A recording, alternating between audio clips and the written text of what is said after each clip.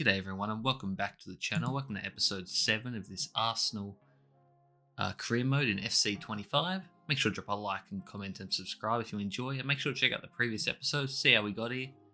This episode we're going to be starting off back in the Champions League. You see the stats there, we're currently 5 from 5 in the Champions League, winning all our games. So we sit atop the table so far.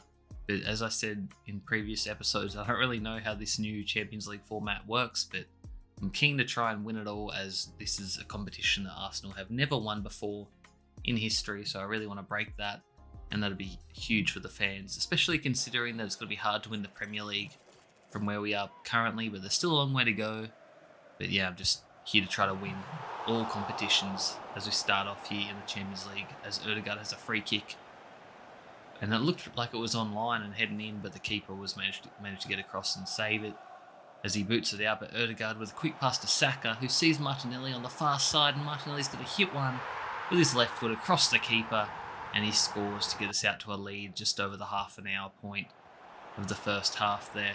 And Saka finds Martinelli again, and Martinelli gets a brace to make it 2-0, and that should sew it up with a goal that late on with a 2-goal lead, and it does. See the stats there, not much happened in this one. Very solid defensively, as Monaco only had the one shot. So it's good to get a clean sheet, as we have struggled to keep clean sheets so far this season, and which is contributing to our bit of a poor start in the Premier League.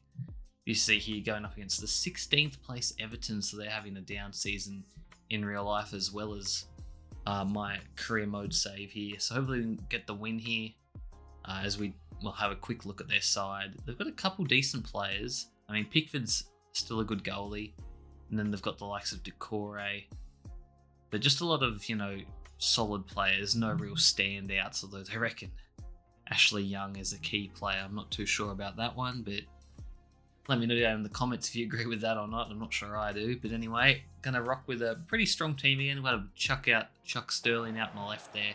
Try to get him a bit more involved, because I think if you don't play the loanees that much, the teams will call them back. So I want to try to keep him at least for the one season, as Odegaard, the captain, gets us off to a good start here as he rockets that one in. I'm not actually sure if that was a finesse shot or a power shot. But either way, it went in, and that's what matters. As we get to Sterling here, and Sterling's just able to run at the defence, and he scores one. So a good start for him, and he's rewarded me. I gave him the start, and he hasn't let me down. And just like that, it's 2-0. Looking for more. We find Sterling again. Can he get a second? No. How has he missed that one? How has he not even got that on target, to be honest? That's pretty poor from him. He's luckily he scored earlier. But we get it to him again here, and the Everton backline is just playing so far back for some reason.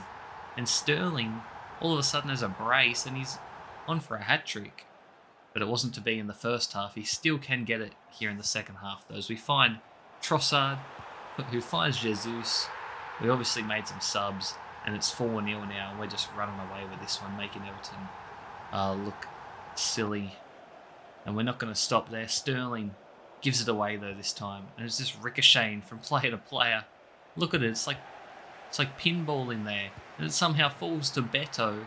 Now, I was half expecting the offside flag to go up there, but it hasn't, and Everton have got one back. So unfortunately, the clean sheet is gone. Will we try to get one here? We do. And we take a long shot with, who was that, Tomiyasu? And what a finish that was. I went for the power shot, I believe. And it's somehow gone in. I cannot believe that. That's got to be goal of the season so far. Can't remember too many goals better than that. With an XG of 0.00.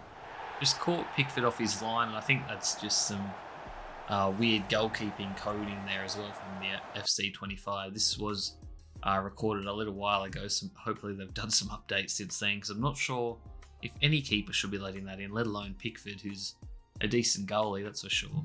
But anyway, we get the win, 5-1, and that's a good result for us, as Gabriel comes for a chat, just saying he's grateful I kept him in the lineup, I guess. Not too sure what that's about. You see there, Thomas Partey's contract is winding down. I don't think I'm going to bother to renew it, because I think I'll just let him go. Especially if those off the pitch, off field accusations are true. I just don't feel comfortable with having him on the squad for much longer, so he's going to be going at the end of the year, and maybe I won't play him too much longer. It just depends, because what do you guys think, and if I have the squad depth, because I don't have too many other options at this stage. But anyway, next game is against Crystal Palace.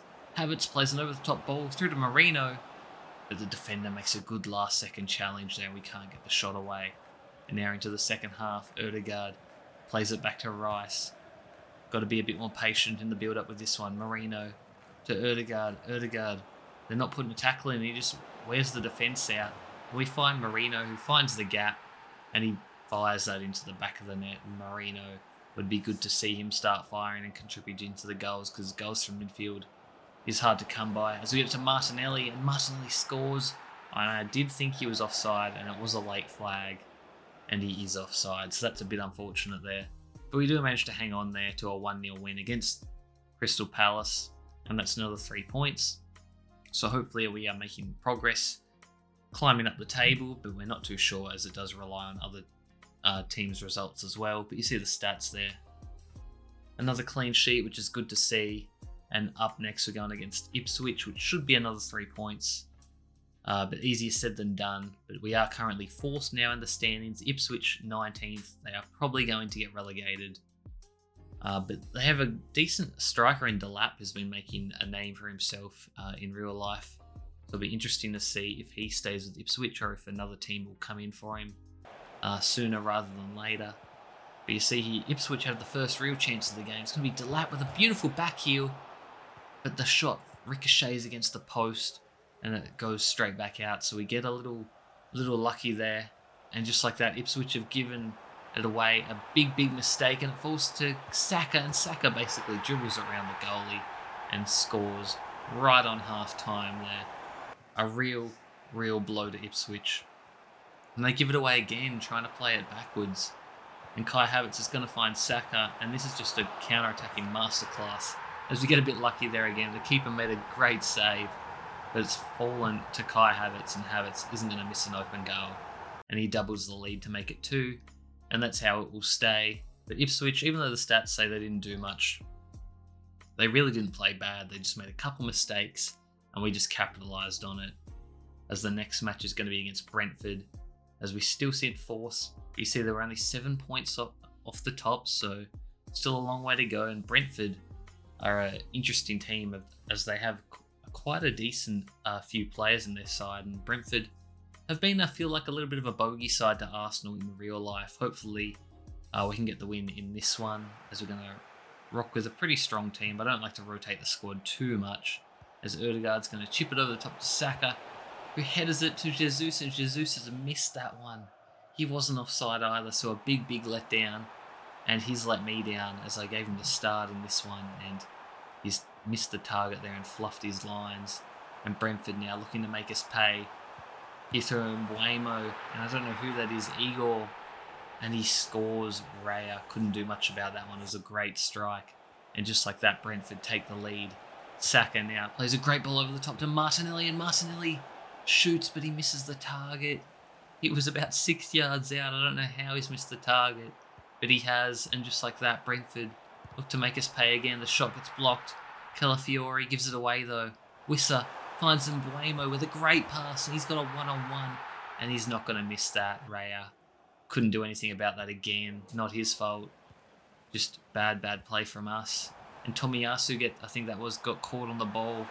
It's going to be Mbuemo again, and he scores, and he makes it 3-0, a big result for Brentford. You see the stats there, we actually dominated, but their keeper was having a great game, and we just gave it away in some dangerous areas as we go down 3-0, dropping all 3 points from that one. As we go into our transfer hub, something I've got to do a bit more, because I think it's different in this year's game. I feel like they don't notify you when you receive an offer. You have to manually keep checking it. But Partey could possibly be on his way to Barcelona. And I'm just going through a few players here that I might look to bring in, just checking the prices or the recommended prices for what these players would cost. But let me know down below in the comments if I should keep it realistic, semi-realistic, or just go fantasy style and bring in whoever I want. I'm leaning towards, maybe one realistic signing, and then one, I don't know, fantasy signing. Doesn't matter. But I'll try to look at the rumours and see what players we're linked to. Although we are Arsenal, so we are linked to quite a lot of players, to be honest. Not too many we aren't linked to at this stage. But anyways, that's going to be it for this episode, guys. As you see, a couple transfers are actually leaving. This one is Zinchenko. I think the other one might have been Kivior as well. And I think they went to the same team, if I'm not mistaken. Yep, to Napoli. But yeah, thanks for watching, guys. And I'll see you in the next one. Peace.